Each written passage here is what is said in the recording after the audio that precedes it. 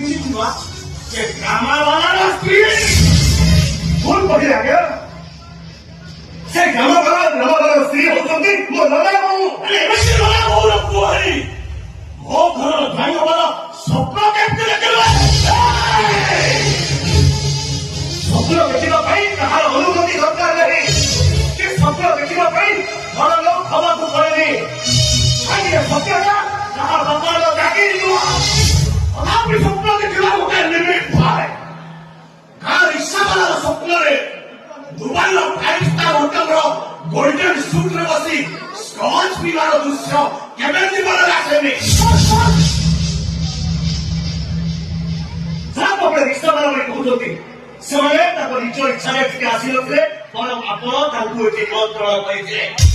ଆଉ ଘରକୁ ଆସିଥିବା ଅତିଥି ଭଗବାନ ସଦୃଶ୍ୟ। ଆମ ଭାରତୀୟ ସଂସ୍କୃତି କହେ ଅତିଥି ଦେବ ଭବ। ଆଉ ସେ ଘରକୁ ଆସିଥିବା ଅତିଥିକୁ ଅସମ୍ମାନ କରେ। ମୋ ମତରେ ସିଏ ହଉଛି ଗୋଟେ ମୂର୍ଖ ନିର୍ମଳ।